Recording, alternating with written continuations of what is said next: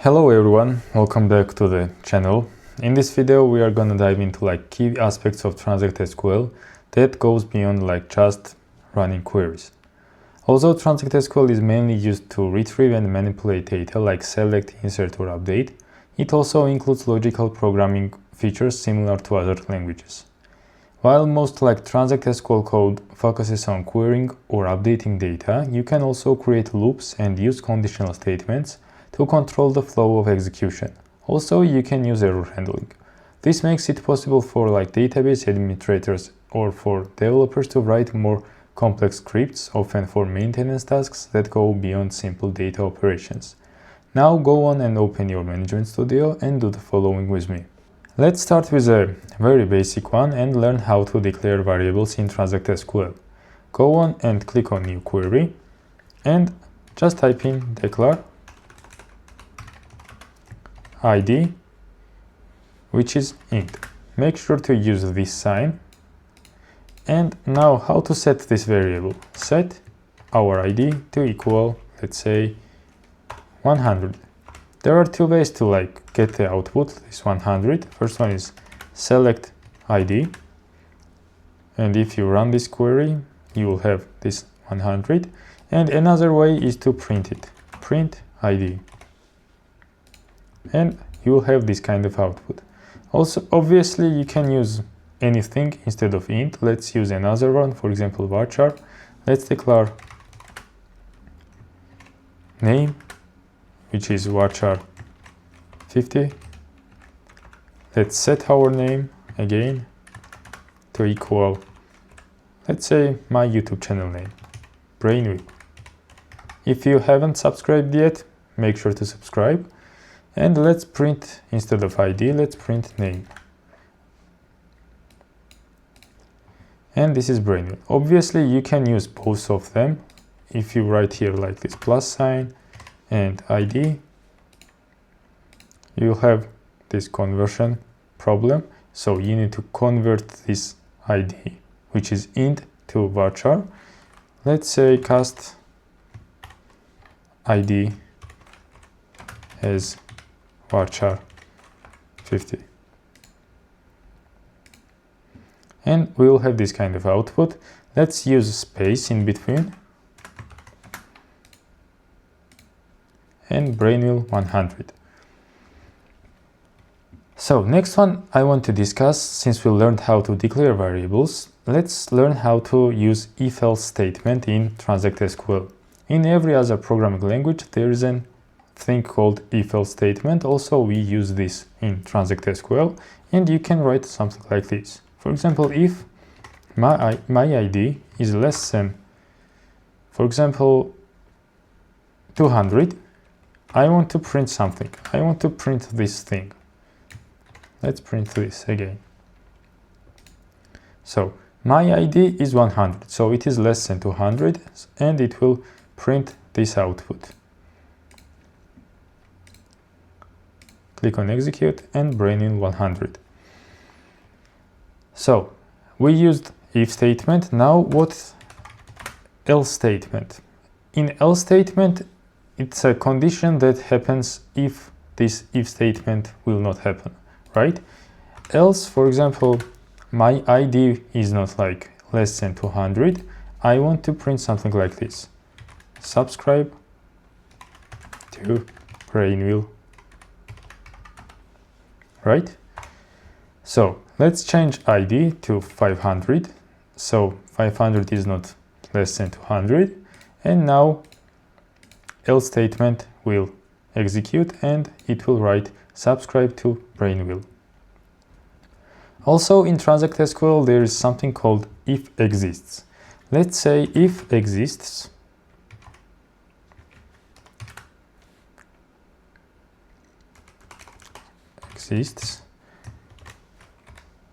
let's select from select star from, use this person table where my business entity ID is, let's say, equal to 1. Do I have this kind of row? Let's check it. Yes, I have. So if this exists, I want to begin and also you need to include and in between, let's say print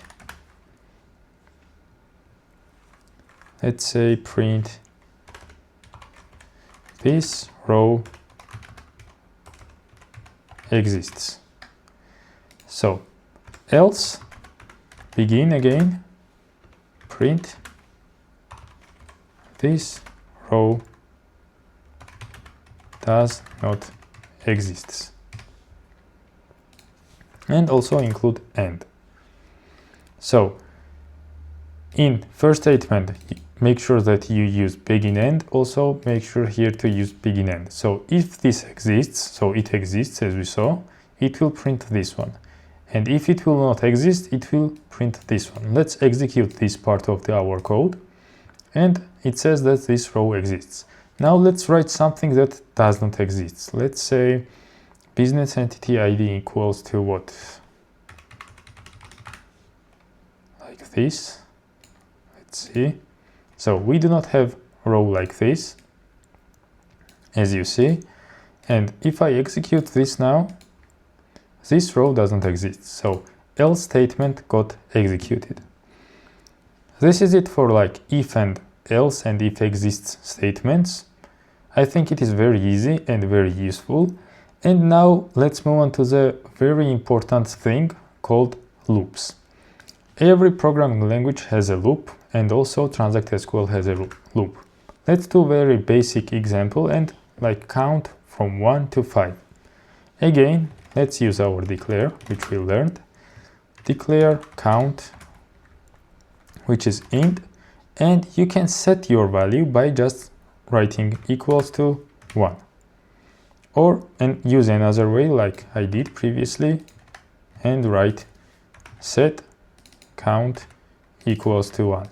Basically, these two ways are same.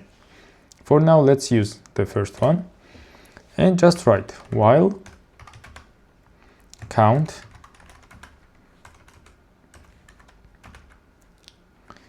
is less than 5. I want to begin. I want to print my count. And I want to set my count to like +1 every time it gets executed.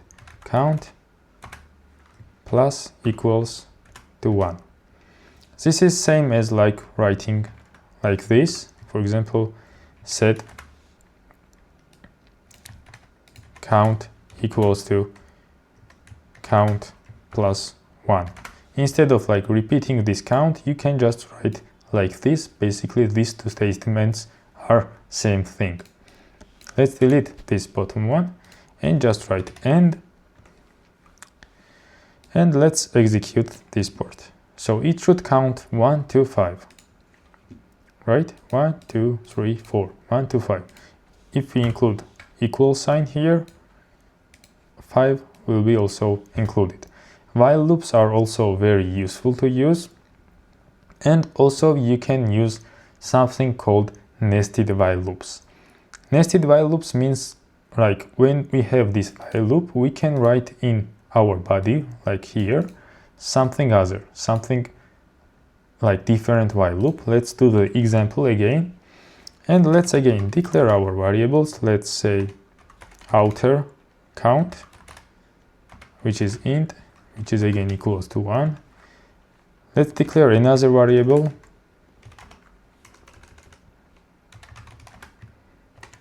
And call it inner count, which is again int.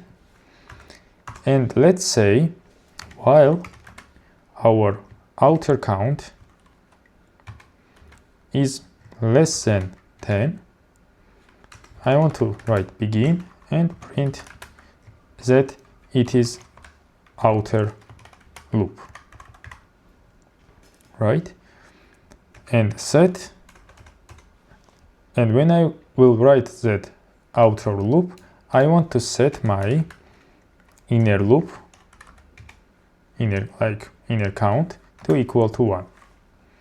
And now I can write inner loop, like inner loop, inner count equals to 1 or not equals to 1.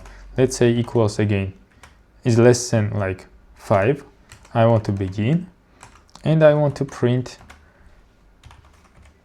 inner loop. And I want to set my like inner count to +1. Inner count to +1. Like this, and just write and also. Also, I want to set my outer count. Set my outer count to +1, okay, and write end. So I used 2 while loops. I wrote the first one at the beginning. So while my outer count will be less than 10, it will print outer loop. Then it will set my inner count to 1, and while my inner count will be less than 5, it will write inner loop. And every time it will add some numbers, and let's see how it will look like. This is like this. So at first it wrote outer loop, then executed like 4 times because I wrote that I want it to be less than 5, let's say less than 10, and we will have much bigger output like this. We have outer loop and 9 times inner loop. So this is called nested while loop, when you are writing whiles in their bodies. I think it is very interesting and very useful to use this kind of loops also. And since we are talking about loops, let's learn how to exit a loop earlier. For example, what if I want to exit here, right? What if I want to finish my loop when something happens? Let's create another example. Let's declare again some kind of value. Let's say count, which is int and equals to 1. And let's say while my count is less than, let's say 20, I want to begin, right? And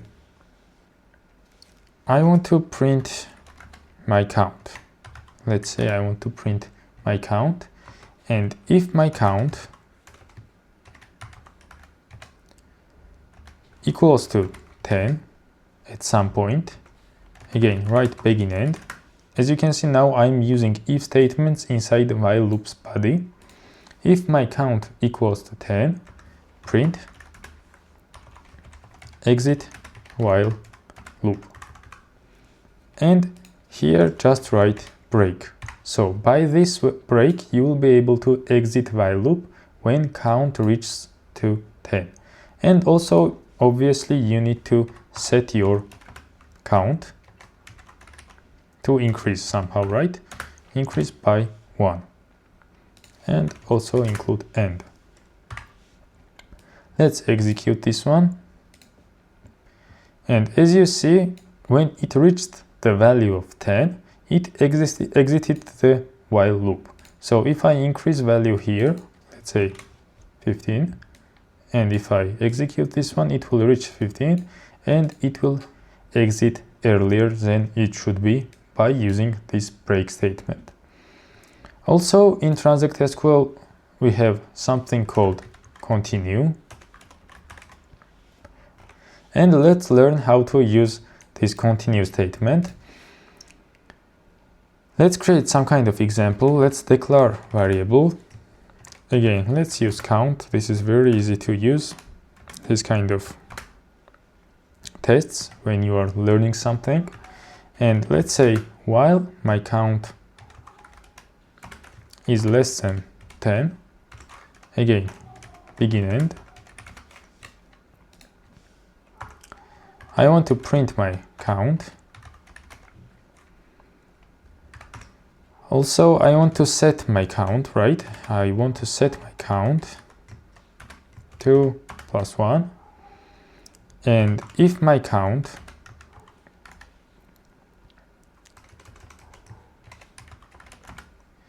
will equal to, let's say 5, I want to do the following. I want to write like begin end, right? Because I'm using if statement, begin end. I want to print, let's say, continue. And let's write here our continue statement also. So instead of break, basically I'm writing here continue. I have this end statement, and after this end statement, let's say write something like this. Bottom of my loop. Now let's execute this code, and I will explain what happens here. As you can see, it started from 1. When it equals to 1, it will just write bottom of my loop because 1 isn't equal to 5. Then it wrote 2, again it doesn't equal to 5, and again wrote bottom of my loop. But when it reached the 4, like when my count is 4, it will print 4, number 4, then it will set like 4 plus 1 equals to 5, right? And as you can see, it will like only write continue, and it will not write bottom of my loop. It will write this part, and it will go straight up here, and will add another number, and will write 5. So if I delete this continue from here and execute like this,